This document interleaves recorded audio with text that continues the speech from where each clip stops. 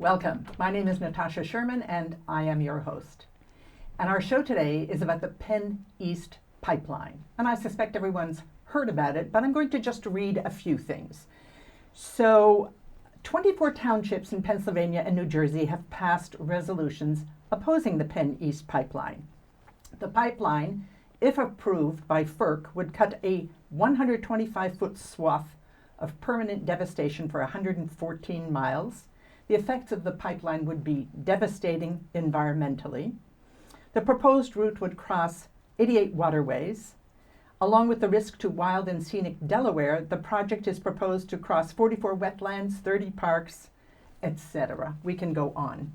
And I'm sure there's another point of view. If you go on PennEast Pipeline website, they have a different point of view. But my guests today are Tim Duggan, who is an attorney and a partner at Stark & Stark Law Firm. So welcome, Tim. Thank you. And Jacqueline Evans, who is a homeowner activist, part of an organization called HALT, or Homeowners Against Land Taking. Welcome. Thank you. Okay, so Tim, I'm going to start with you. You live in this county and you are impacted by all of this, and you have a vested interest. So what do we need to know in terms of why you're doing this, and then what do we need to know legally? Sure, thank you. Well, first, I do represent a number of property owners who are against the PennEast Pipeline that we're representing either in negotiations, reviewing easements, or also helping them protect their rights, stopping people from coming on to survey, and also backing off the negotiators.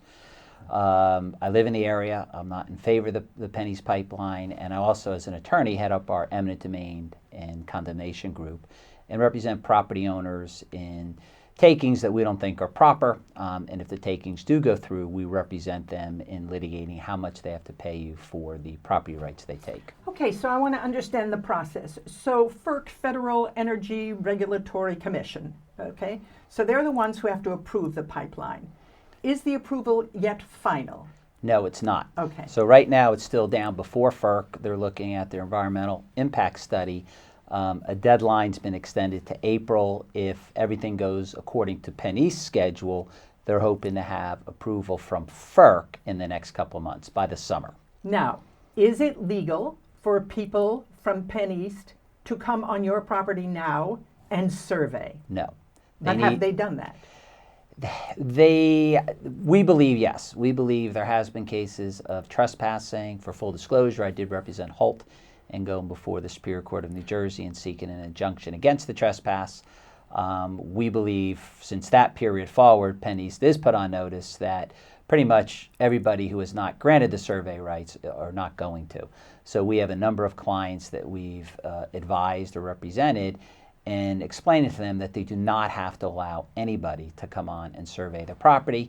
And we recommend they be proactive and actually send out a letter saying, we do not want you to survey our property, please stay off my property. If you find somebody on your property, do what everyone else does, call the police and make a record of it. Which is very useful to know, because I think people, kind of have this attitude in a lot of situations of this David and Goliath battle, and there's nothing I can do, but there is something you can do, just even if it's writing a letter. It's very important, because I don't know how many pipelines have faced the organized opposition that Jackie's group has been able to put together with all the municipalities, all the, reaching out to the politicians, getting attorneys involved to file objections, and educating people on what they can do to participate, even at a small level. By saying, no, you cannot survey my property, means they may not be able to complete their application to New Jersey Department of Environmental Protection. Without that permit, a shovel doesn't go in the ground. So these little bits added together are extremely important. And I think people need to hear that. Yes. Jackie. Yes. So talk to me about HALT and what you're doing and what you need people to hear. Okay, HALT is Homeowners Against Land Taking, and it's an organization that was formed by homeowners, landowners that came together in a barn one winter night to desperately figure out what we were going to do to fight this. And what we found was that the vast majority of the people that are on this route oppose it, and 70% will not let them on their land. So we organized, and as Tim said, we as landowners, everybody's got to make a choice, but we're supportive of the landowners that really want to resist this. That's how we've really, in my opinion, delayed this project. There have been 3 delays now, and they just can't get the information that they're required to get. Through PennEast is supposed to do surveys, for the DEP for the permit, and in-season studies, and they don't have that information. So if they put that permit in front of the DEP, it's incomplete. So this is. So what do you tell people? Here's an action plan. Here's a game plan. What do they need to do? Well, if they're going to fight this, they don't want it on their property till the end, then that means writing letters saying, I will not cooperate with you, I will not let you on my land. Writing letters to PennEast. Okay, posting your property, documenting trespassing, which I have done. I've sent numerous letters, but they still have trespassed several times. Documentation is just very important, and staying strong. And our group adds that support factor of just not feeling like you're alone too, and providing information about dates and what to expect. And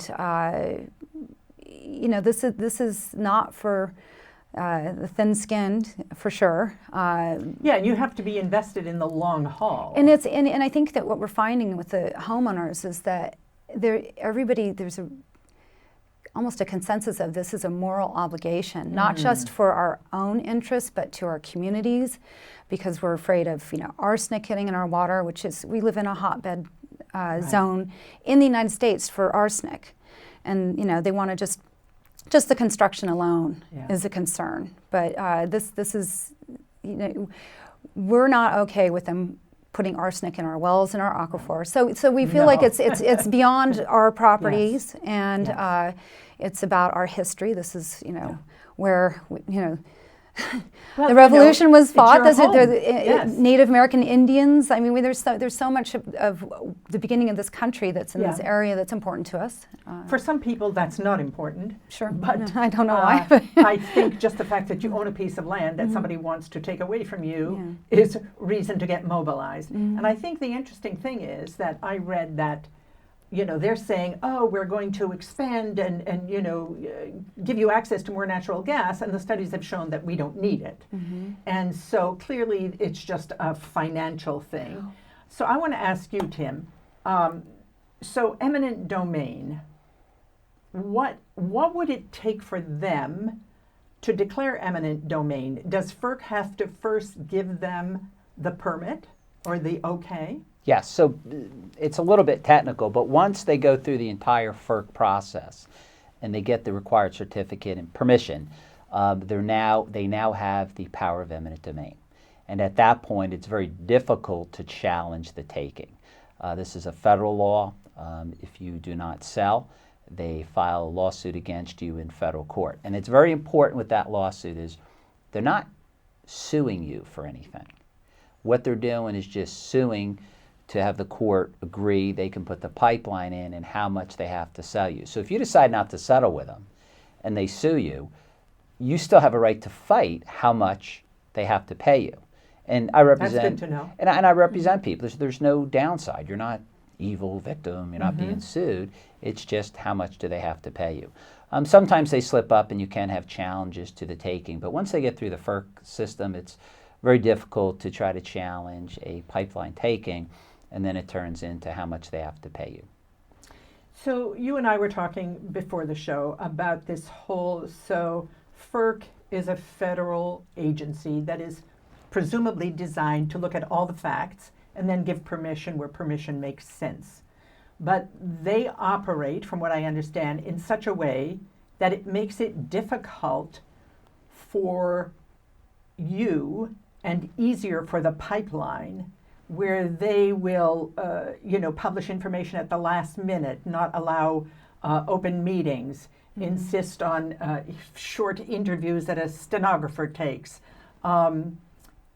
So again, my question is, why is a government agency on one side or another as opposed to here are the facts? They will tell you they are here as the facts. We're a neutral body that makes a decision. I don't believe property owners and advocates believe it's a level playing field. There are various agencies that are not level playing fields, and this is one of them.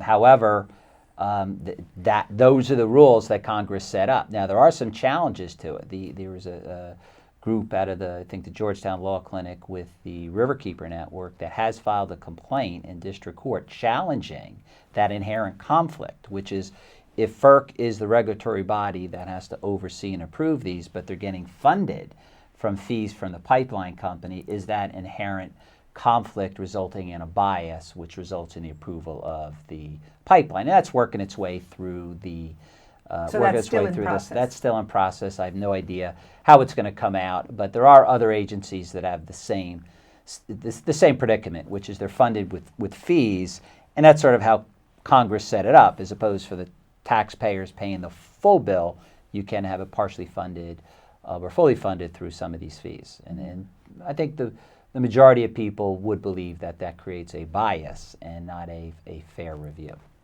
Makes sense. And that's in the eye of the beholder, of course. Yes, but knowing humanity and human beings, it kind of isn't a level playing field. Well, and you could go back and look at the record, how many pipelines came through and how many were approved. And They've only refused one, and that was after the lawsuit from the Riverkeeper Network. So historically, they have rubber stamped every project. Yeah. Yeah. So I have a question for you, Jackie, about the DEP in New Jersey. Yes. So what is their role in this? Well, the PennEast will have to file an application, and they won't be able to start work in New Jersey until the DEP says You're approved. you're approved. Even And- if they have a FERC, okay. Yeah. So then they the state they can have intervene. indicated that they will not allow a shovel to go on the ground until they're going to hold them to the strictest standards until every survey's done and every study's done in season. So right now they're really behind. And this is good news for us because that's important to us, but not every state's DEP is Right. protecting their state like the New Jersey DEP is. We've been very encouraged by that. And every governor hopeful has spoken out against the pipeline. We have Congressman Lance and Senator Booker also. So it's the political tide, I feel like, is really changing, and we're getting a lot of support in the DEP. That's very encouraging that they are doing that. Yeah. So what should we be doing?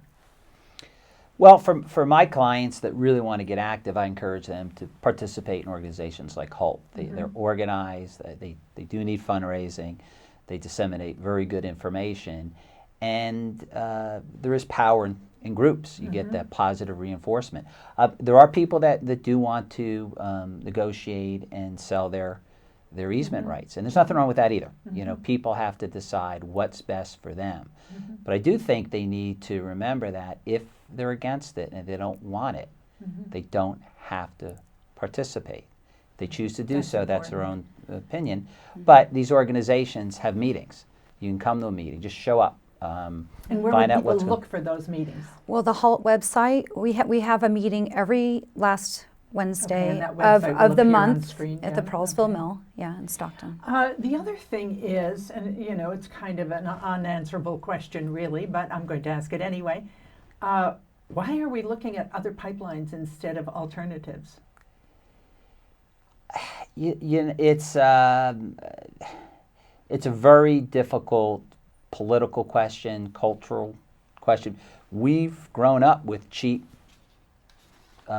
gas and oil generally, and we don't have the culture of looking to these alternative fuels. 20 years ago, putting on a seatbelt, smoking a cigarette, or throwing a can out, as we were kids, we didn't care about it. if there's a 7-year-old around and you have a can, God forbid you don't put it in the recycling, they will be all over you, or you don't click your seatbelt. That's what they came up with. So I think as more and more people look to these alternative sources and get used to it, I think they'll prefer it. Yeah. But it's difficult right now to get that momentum in the United States unless it's built into new construction. Yeah.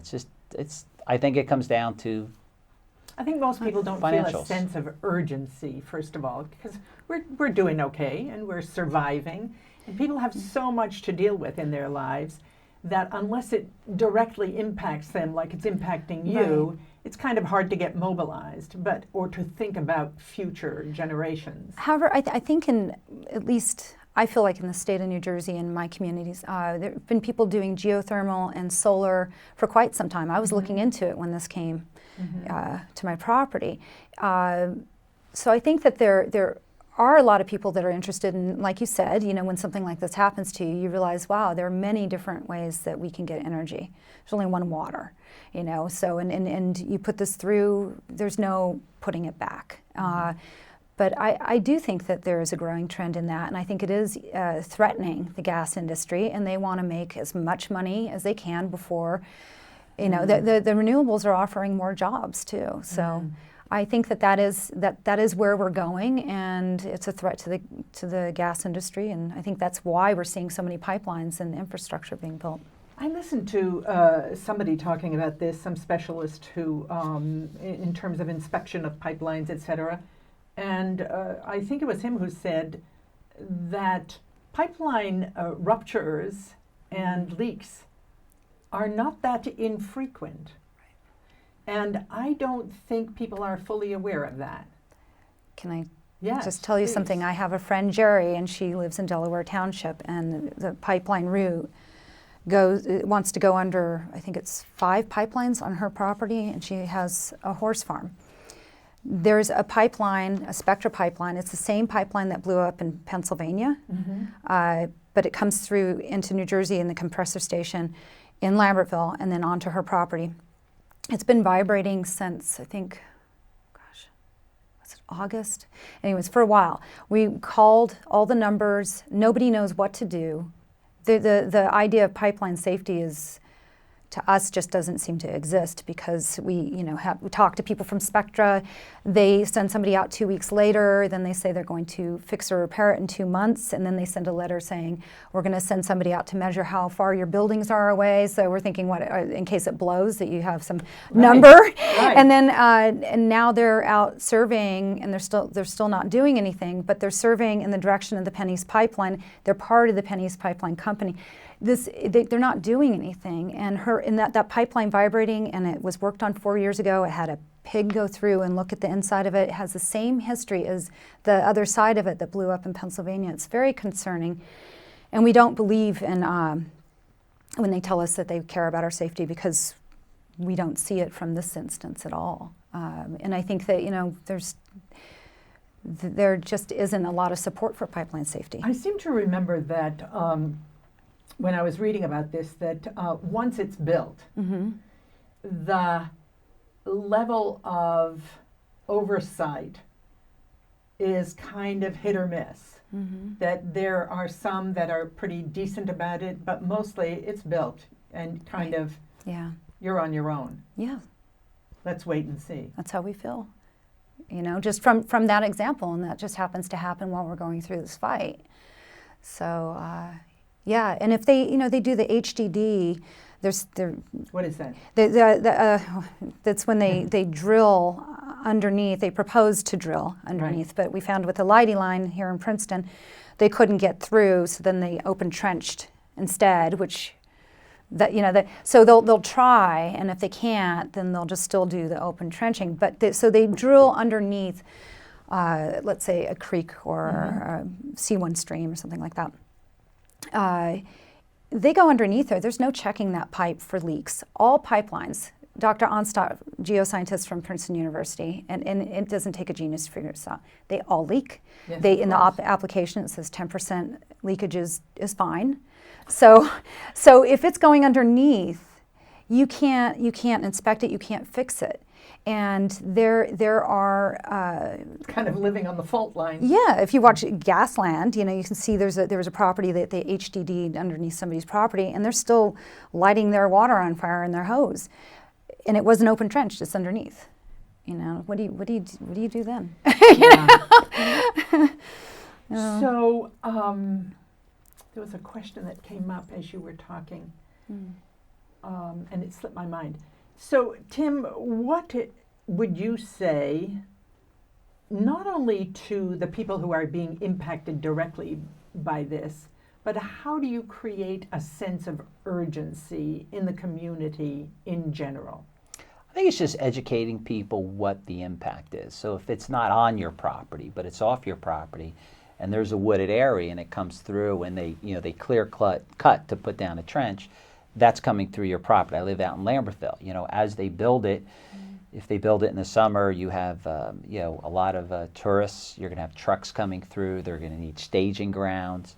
May not be on your property, but ours is cutting. The last proposed route was in front of where our water reservoir is, and up on a hill where we already have flooding issues in towns periodically. So people have to sort of understand what's the big picture going on here, because if it's not going in my backyard, but it's a mile away, it still can impact me. So I do think, a lot of the towns have town hall meetings. They've had meetings. I've been to some of them. I thought the presentations were great. People were able to come up and share their own ideas. And it's not just a lynch mob with pitchforks. Right. There's some really good communication. People can get involved, but really understand how it's impacting my town and my area, because and my future. And my future. You can't say, well, it's on Jackie's backyard, not Tim's backyard, so Right. don't worry about it. When I have 3 daughters. We swim in the Delaware. We boat, and we have a lot of fun. It's going under the Delaware. So these are things that are going to have an impact. But I think you have to, even if it's not your property, you have to go out and figure out what's going on, what could I do, and how could I get involved if I don't like this, or I just think we should go to alternative energy. That's a good enough reason. Or be supportive of other organizations. I think part of Western mentality is we don't think far into the future. It's like in the moment. If we fix it, then we'll deal with whatever problems show up. So it's not like 7 generations ahead. What's the impact? So one of the things is that PennEast talks about is, it'll create jobs. And as soon as people hear that, it's like it's an instant buy-in. They're going to create jobs, must be good. But create jobs to do what?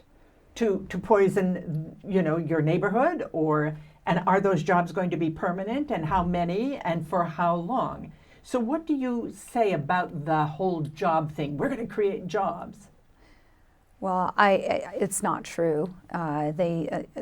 First of all, when they come and trespass with surveyors, they're from Louisiana and Arkansas. We have surveyors here. The jobs that they're not bringing them to New Jersey. They're using people from other unions from other states. It's going to be less than 200 jobs, and the permanent, I think they said, was 12 or something like that. It's the job factor is just not there, and so that's just kind of a smokescreen. And people also need to understand when we're talking. I was just thinking, it's it's not in my backyard. HALT is not a NIMBY group. We're not trying to push it. This is wrong. We don't care. The only alternative to this project is that it just doesn't exist because it's not needed and it's going to bring so much harm. But I'm in an incineration zone with my 3 children and my neighbors around me.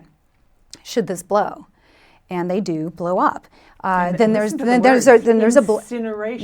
a blast zone, a blister zone. I mean, then evacuation zones. So these are things to consider. It's communities. They're real. They're real, yeah. and when also with I do feel like I need to say this. If you sign a deal with them, and this project doesn't go through, they still have an easement on your property. Wow. If you go through eminent domain, it's only that gas pipeline that is allowed. And if the project's dead, we'd like to explore being able to lift that easement off through federal court since it's forced on you.